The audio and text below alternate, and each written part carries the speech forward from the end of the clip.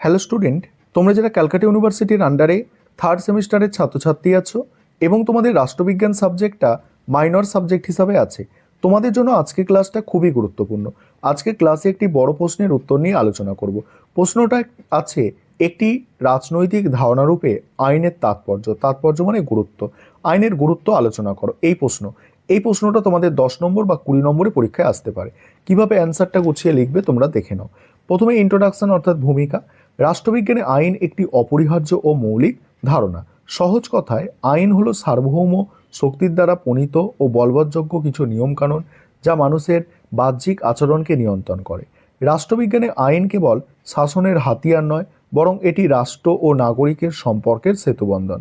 Aristotle থেকে আধুনিক রাষ্ট্রবিজ্ঞানী সকলেই সুস্থ রাজনৈতিক জীবনের জন্য আইনের প্রয়োজনীয়তাকে স্বীকার করেছেন।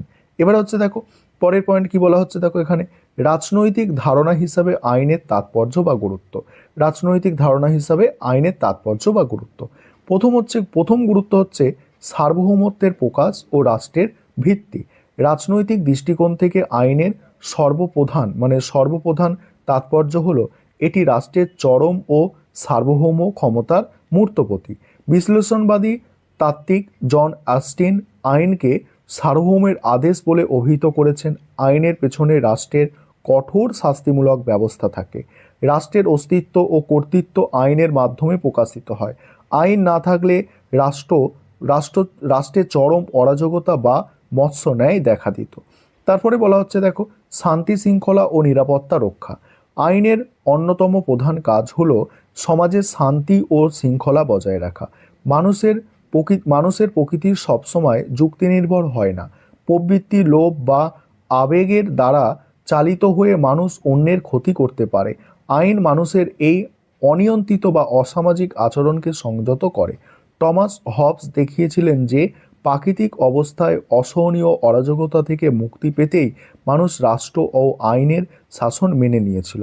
পরের পয়েন্ট হচ্ছে স্বাধীনতার রক্ষা কবচ।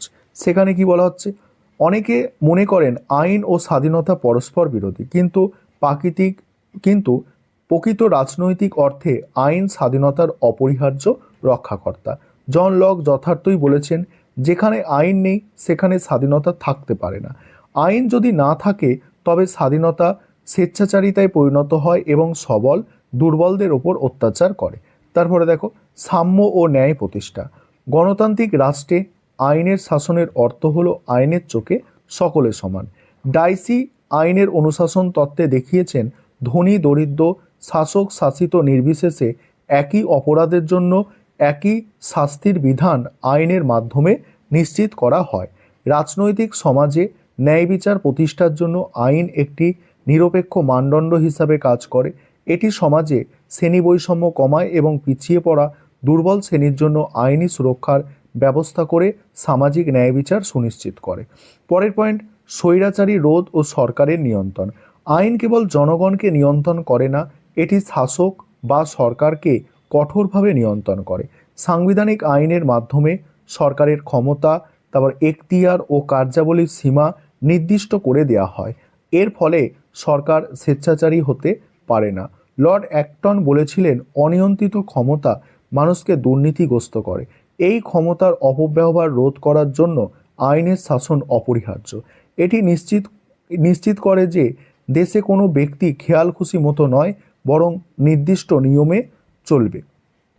তারপরে দেখো পরের পয়েন্ট কি বলা হচ্ছে দেখে নাও। আর আরেকটা বিষয় তোমাদের বলে নিই, তোমাদের জন্য অনলাইন কোচিং ক্লাস চলছে। তোমরা যদি কেউ পেড ব্যাচে অ্যাডমিশন নিতে ইচ্ছুক থাকো বা আমাদের স্টাডি মেটেরিয়াল রেডি আছে, স্টাডি মেটেরিয়াল পারচেস করতে চাও, নিচের দেওয়া নম্বরে যোগাযোগ করতে পারো। এবার দেখো সামাজিক পরিবর্তন ও প্রগতি। আইন একটি গতিশীল ধারণা এবং সমাজ পরিবর্তনের হাতিয়ার। এটি কেবল স্থিতাবস্থা বজায় রাখে না, বরং সমাজকে গতিশীল পথে এগিয়ে নিয়ে যেতে সাহায্য করে। সতীদাহ প্রথা নিবারণ থেকে শুরু করে অস্পৃশ্যতা দূরীকরণ বা নারীর অধিকার রক্ষা সবই সম্ভব হয়েছে আইনের মাধ্যমে।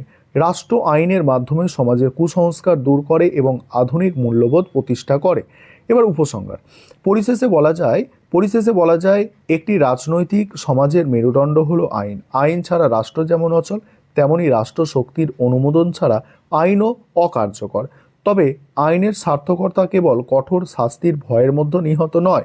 টি.এইচ. গ্রিন বলেছেন, পাশবিক বল নয়, জনগণের ইচ্ছাই হলো রাষ্ট্রের ভিত্তি। এই ছিল তোমাদের একটি মোস্ট ইম্পর্টেন্ট প্রশ্নের উত্তর।